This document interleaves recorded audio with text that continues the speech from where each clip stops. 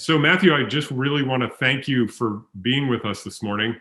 My name is Mark Rothman, Progress Coach. I help you move forward to achieve your goals quicker, faster, and more effectively, getting out of the way all the obstacles and self-defeating stories that we often put up to slow ourselves down.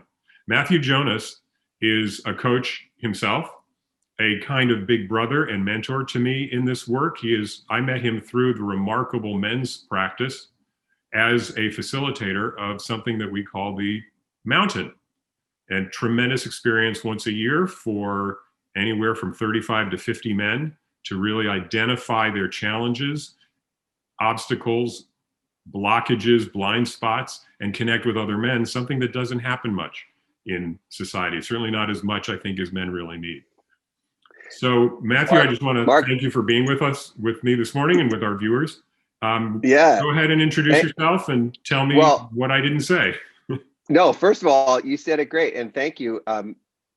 Being your big brother, I would need to be at least a foot taller, but certainly it's been amazing to be able to work with you on that for, I don't even know how many years, like 5 or 6 years, something like that. It's been great. Yeah, and that's obviously been amazing work that we've been doing that's been happening for the last 10 years, and is certainly something I look forward to every year, and fits in with my practice as a high performance coach. And really what my work is about is working with men, women, and organizations and helping them to move forward and get out of this stuck place where they sometimes find themselves, and kind of discover what the blockages are, removing those blockages, and being able to move forward. So it's a pleasure to be here, and I'm excited about what you're doing and having a chat today. Well, thanks.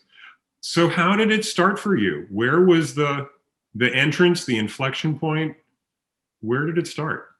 Yeah, well, which part? I mean, from a coaching standpoint, or because the men's work, the mountain really goes back, 30 years almost, and so that started way before the coaching work did, in a sense. I think for you, where did you commit yourself to the work that you're doing, and did that segue into you being a coach? Does it inform your program and what you provide your clients? Yeah, it absolutely informs it, in the sense that for me, the work began with, I've always been a guy who was sort of interested in, personal development and things like that. So I'm always looking to make changes and get better. And, like everybody, I had challenges, right? I had challenges as a child. I had challenges as a teenager. And I sought out solutions, right? And I tried a lot of different things. And so, but when in the early 90s, 93, 94, a buddy of mine, really my best friend at that time, was like, hey, come with me. I'm going to go do this thing. I don't know. It's a guy's thing. Now, I was not, I'd ran track in high school. I had done some sports, but I was never like, a big guys team. I wasn't in a fraternity. I wasn't, a big, jock or something like that. So there was always, I felt a separation when I got in with a big group of men. I kind of felt different. And were you uncomfortable around men? I wouldn't say, yeah, a little bit. I was just like I didn't feel fully present and, my best version of myself in that group. I was intimidated. Well, I think a lot of men feel that intimidation. Yeah. Was it a fear of being found out, being not equal? Well, I think it stemmed from some stuff that happened when I was little, and just some shame stuff that I just had internally anyway that affected things. But it also, so there's a little bit of that stuff. It wasn't necessarily being found out for something. It just was like, couldn't do the sports talk, couldn't do some of those things. I wasn't really interested in doing some of those things. So, I was just on a different path. And so there was a little bit of that when, that feeling of intimidation. And anyway, what happened is I couldn't go to that event. I actually had tickets to see, we had front row tickets to see Phantom of the Opera. And so I couldn't go. I had these tickets that were gifted to me and I guess my girlfriend at the time. So he went and came back, and he's like, "You're going, and you're going to do it in, the next one, which was in April or something." So I was like, "Okay." I didn't need to know any more than that. He said it was great. You're going to love it. So I just went, and I had a sort of a weekend experience, and it absolutely changed my relationship with myself first and foremost, but also changed my relationship with every other man on the planet, and shifted it from a perspective of ego-based competition to one of collaboration, allegiance, and understanding. Because what I came to understand in that event, in those hours, was that most every guy felt the same way I did, Mm-hmm. to one degree or another, and they all had different experiences, and but that was the common place that we could meet. That's why I drilled down on what was the discomfort about being among men, because I think it's common. I think even those guys who are glib and able to talk the sports and tell you all about Tim Tebow and whatever, I think to some extent that's a cover for their own insecurity. Yeah. Not that every man it has can to be insecure, but I think it's tremendously common. Well, yeah, I mean, I think the resistance to go beyond the sort of polite surface of everyday existence is a disease that we all suffer from, and or can, and it isn't necessarily productive. I often tell the story of a dad in my school who was the president of the Temple Men's Club. He founded it, actually. He was involved in everything at school. He walked every night, walked dogs with 3 other men. And when he was thinking of killing himself, he didn't talk to anybody, and he just did it. How does that happen? How does that happen? That happens because we don't feel empowered to be able to say what's really going on, because we're ashamed or afraid or embarrassed, or fill in the blank. And in that, we're tragic things as a result happen, whether it's that, or whether it's we go down different paths of addiction, or whatever kinds of things happen, all of that stuff. So broken relationships, alienated family connections, children that don't talk to us, parents that we don't talk to. So what is it? So what you're describing in the work that we do, certainly through Remarkable Men's practice, but I think also probably in your coaching and mine, is the mask, right? Why are men so committed to that mask that we grip it so tightly and remain so hidden behind it? Well, I mean, there's a lot of reasons there. First of all, culturally, that's what we've been brought up to do. We're following the guidebook, the rules of family and society that say this is how you have to be, and it's impolite to do this, or it's impolite to do that, or it's also safe. It's also it feels like a safe place. That's the illusion. Dr. Milton Erickson, who in addition to being certified as a coach, I went through certification as a hypnotist, and so we do a lot of study of Dr. Milton Erickson, and he's the guy who actually brought hypnotism to the American Medical Association and got it approved as a treatment, and so he's often looked at as a model. But he would say that people are in a trance of disempowerment, and our job is to help them get into a trance of empowerment. And that's a fundamental belief that I have, is that most people operate in this trance of disempowerment. They're so focused on their flaws and their faults and their errors and their mistakes and all of that stuff. And that becomes, and oftentimes, the basis for their whole existence. Their whole story is built around this, something that happened. I'm working with a man now who suffered a trauma at 6 years old. And it defines his life at 40. Right? And has that led to his sort of trance of disempowerment? Oh, absolutely. He's so focused on, dealing with this trauma 34 years later. Well, is he really dealing with it though? Or is he really, Well, is the disempowerment just stuffing it down so he can pretend no, it doesn't exist? no, I would say he is dealing with it, and the dealing with it has now become the story. Huh. Right? So now the story is, oh, now I'm dealing with it. So now it's just not a thing that happened. It's a thing that I have to deal with. So now X% of my life is focused on dealing with this empowerment and going back into it and reliving it. And it's like, what? Mm-hmm. But is that actually empowering you though? Mm-hmm. Or is it just making it another reason not to do other things that are part of your dream, part of your vision? Uh-huh. So how do we turn that into a way to empower him to create a new relationship with that experience that did occur, but is no longer who he is?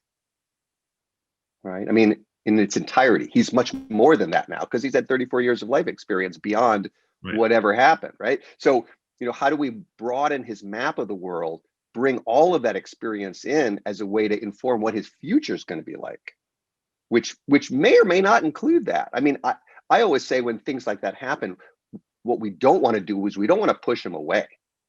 We want to invite them to the table, have a seat, make friends with them, right? We got to, because they're part of us. But I think the mistake that's often made is got to get rid of it, got to push it away. And I don't believe that's true. I think our shadow selves, or whatever you want to call it, that part of us, those things, we have to embrace that. We have to make that and use that, and let that be something that does empower us, as opposed to something that weighs us down and makes us believe that we're less powerful than we truly are. How much power do you see in the shadow side? What kind of transformation do you see when men can and women can connect with that and make it friends and let it into the room? Well, how do I say this? I mean, if you think about it this way, let's look at the alternative. If you don't do that, how much energy goes into pushing it down, pushing it away, not feeling those negative feelings, not feeling the guilt or the shame or all of that stuff? So whatever that amount is in your life, if it's 10% or 20% or sometimes 50%, double that and put it in the positive side. Mm-hmm. Because if you simply just don't have to do that anymore, and you can then reroute all that energy, all that attention into what you truly do want, which I believe is 2 times more powerful than all the stuff that you don't want. So I look at it that way, that if you all that energy goes into, I want to have a relationship, I want to have a family, I want to build this career, this business, or all of these things, then that's going to be way more empowering than pushing away, shoving down, dealing with, getting away from all of those negative feelings. Why is it so much more powerful? You said a ratio of 2 to 1. Yeah, why? Because it's like a magnet. When we're doing things that we're attracted to, that we want, and we're making progress toward those things, as a progress coach, you know this, right? Even little steps, it gets more exciting, just checking off that box, getting closer to it. The way they say, to get out of debt, right, is pay the smallest one first. Mm-hmm. Right? Don't worry about interest rates. Go after the smallest debt. Get rid of that one. And just the fact that you knocked one off your list, then go to the next one, right? Because little incremental successes lead to more powerful and faster progress. One of my favorite expressions that I use with all my clients, it's AIM. Action ignites momentum. Mm-hmm. Right? And when the way it works, and Warren Buffett talks about this a little bit in his book, where greatest investor of modern time, and he says, here's how you make money. You need 2 things: wet snow and a steep hill. Right? And what you do is you take that wet snow and you put it on top of the steep hill. When it rolls down, guess what? It's bigger. Right? That's the idea. So when you are in action, you're the snow, and you go find a steep hill and you start rolling down, and the universe does this. I have no idea how this works. You need a bigger brain than me. But somehow, as we take those action steps, we come to see a coach like you or me. We go do a weekend like the mountain. We go and take action in our lives and in the directions that we want to achieve things. And suddenly random things start happening, maybe directly or indirectly related to the action we took, but they're attracted into our life like a magnet, like iron filings to a magnet. Suddenly we get a call from someone we haven't heard from in 5 years, and they reconnect and they've got an opportunity for us. Suddenly this happens, or we get it all just certainly comes in. So this idea that action in a positive direction brings in all these other opportunities and widens our map of the world. Well, and I talk about it in terms of us also changing our definition of ourselves. If we have a story, if we're in debt and we're like, oh, I'll never get out of debt. That's a story. But you pay that small bill and you give yourself, you actually have an objective fact now in the world of, oh, I did just get out of debt a little bit more than I was yesterday. Right. So if I did that, and that's what I talk a lot about in with my clients and in a lot of videos and material that I present, is we take one small action, and it's similar to your AIM. We take one small action and we prove to ourselves we can do it. It's evidence against that self-defeating story of I can't do it, I'm stuck, I'm always going to. Right. Yeah. Right. And definitely shifting the story and shifting the whole frame of the story is super important. And I agree. Yeah. What I am fascinated with are the people who intentionally stop that progress. Like how many clients have you worked with who come to the mountain, or they do your whatever, a phase of your program, and then they're like, okay, thank you, I was really just window shopping. Yeah, I do a lot of work with people in their careers where they will come to me and say, hey, I want to get a job, or I want to move to LA, or I want to, whatever they're doing. And I say, great. And I lay out the program and they sign up and they pay me 100% in advance. I can't tell you how many people who want to get a better job, who want to double their salary, who want something really important, like probably one of the most important things in our lives is our career, right? Who, they don't want to do the work. Yeah. And by the way, it's not that much work. It's not, but they just don't want to do it. So they write a big check, and then they do half of it, and then they just, or sometimes it just takes them forever to do it. And obviously I can hold them accountable, I can remind them of what they're looking for, but at some level it's really on them. And I'm very clear about that. Like, this is your work to do. I'm here to support you to do it, but it's your work to do. It's their work, and that's the challenge. I can't talk about how many clients will progress. They'll be halfway through the program, 3/4 of the way through what the first phase they've signed up for and paid for. Yeah. And they're starting like crabs coming out of their shell to see what they're capable of. And then as we get towards the end, they start drawn back, and they're like, oh yeah, and the accountability drops off. And it's like, well, you were doing this 3 weeks ago. What changed?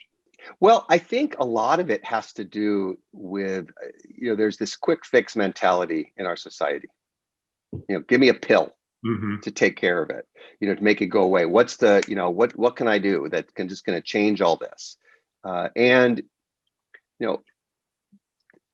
it doesn't have to be your life's work, although it is really, but it doesn't have to feel like that. But it does require some effort and energy. Anything that you want to achieve, only can happen if you choose to prioritize that in your life, right? So I think that's where people, trip, and they just recede back to what they've always done. They recede back, yeah. Yeah. And they lose sight of the investment in themselves that they're making. So they don't commit to continued coaching. They say, right. Or I made some progress, and now it's hard again, and I guess I'm just stuck this way. And they repeat. Right. That happens. But you talked about something else a little bit earlier, in terms of the way, when I asked about the mask, like why, why are men this way? And it's sort of the way our society is organized.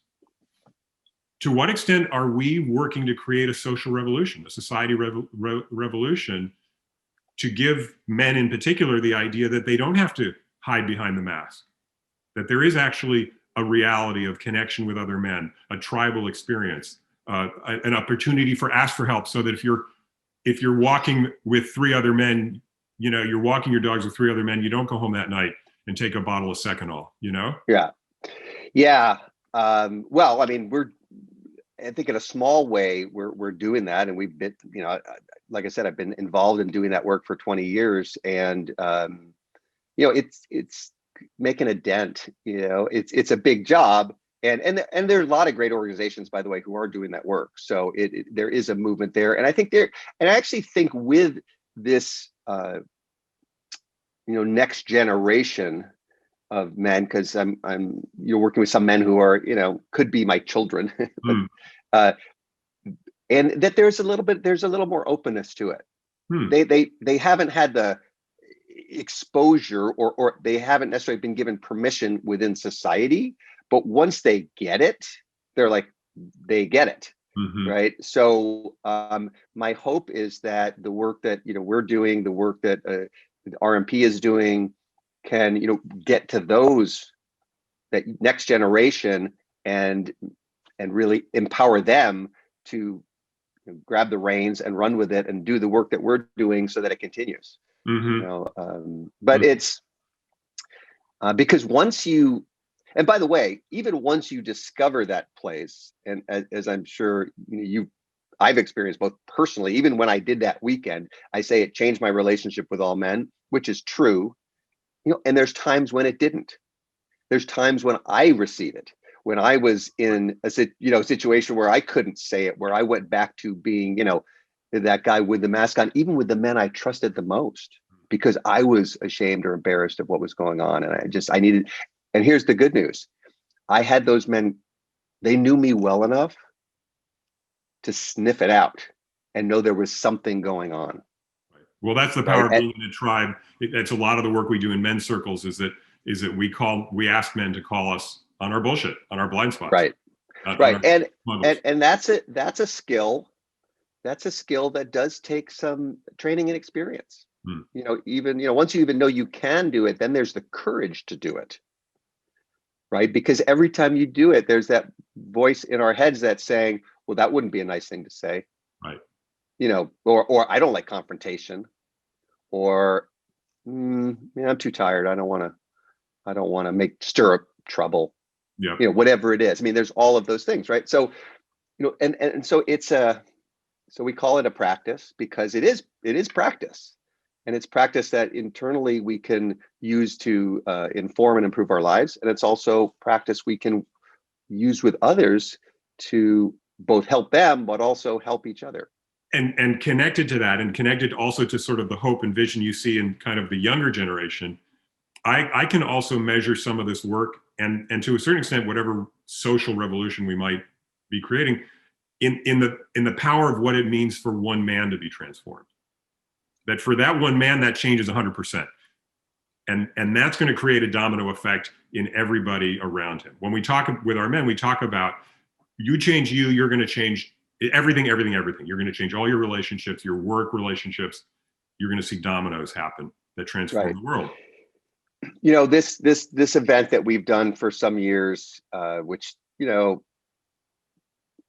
seems like we've in certain ways reinvented every year. We try to evolve it and make it better. And it takes, months of agonizing and planning and meetings and all this stuff. And there's two things that I always like to say, and I say them every year, multiple times. Number one is, if we just showed up at our site with no roadmap and, X number of men, something miraculous would happen over those 2 days.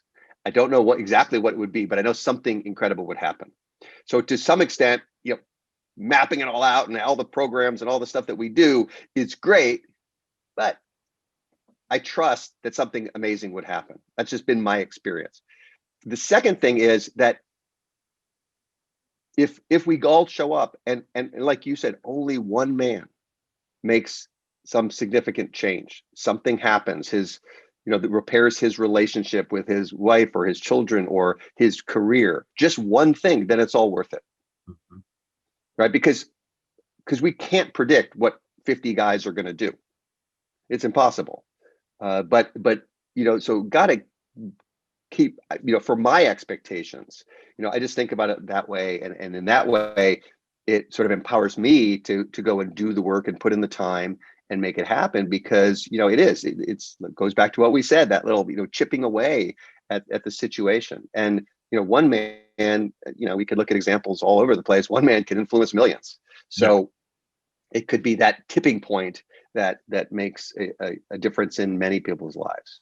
And I've seen it happen over and over again through that event. There was a man who in the community who was around for years, and he could never show up to any meeting on time. Never. Always late. And by the way, he was an unsuccessful actor. He didn't have a relationship. I mean, he was, and it showed up in his life. Mhm. He was that guy. He just wasn't a reliable guy. And after 4 years of, and we beat him up over it. We took him to task. And then he stepped up and he became the PTM of the mountain, which was called something else then, but he became the PTM of the biggest event that we do. That means he was in charge. Can you define what the PTM does? Yeah. Well, he's the production team manager. So he was in charge of the event. So everything that happened on the event, he was the guy who told people where to go and what to do. And guess what? He was on time for everything. And then he got a big job, and he got married, and he had 3 children. And so, that's, an amazing transformation that occurred through doing this work and sticking with it. And by the way, every time we beat him up for showing up late, he never ran away. He knew he wanted to run with us. He wanted to be on time. That's the way he wanted to be. But it took him a while to get there. So there's a lot of those kinds of stories. And that's also what sort of feeds feels rewarding, is seeing that kind of change, seeing that evolution, and knowing that it's working. Yeah, that's what this work is about, and it's about staying in the work, even when it's hard, even when it's the hardest. That's where the goal is. Well, Matthew, this is fantastic. Thank you for your time. I really appreciate your perspective, your insights. How can people get in touch with you? Matthew at mgjgroup.com. I also have a new e-course that I've just produced. It's called The Mindful Pathway to Your Passion. And it's for anyone who is, doesn't know what to do and wants to do something, wants to connect with their passion, and wants to and apply it in any area of their life. And it uses the tools of mindfulness and guided meditation and all kinds of different neurotechnologies to help you connect with what you really want to do in your life and what's going to fulfill you. And how can people find that course? They can write to me, and I'm just launching it. It's going to be, I'm just launching it in December. So, but if they write to me, I can get them information and get them in before it starts. And just go ahead and say your contact information again. It's Matthew at mgjgroup.com. You can find me there. You can find, I've got some videos on YouTube under the Mindfulness MBA. And if you are a meditator and you like to meditate, you can check me out on Insight Timer under Matthew G. Jonas. Fantastic. Great. Thank you. Thank you, Mark. It's been a pleasure. Keep up the great work. You too. And hopefully see you on the mountain in April or May. I'm very hopeful that we can do that this year. Yeah. It looks like the stars may be aligning for that. You know what? When it's safe to be there, we'll be there with the men that want to be there. Absolutely. So that'd be good. Absolutely. Awesome. All right. Thank you very much. Thank you. Yeah. Bye.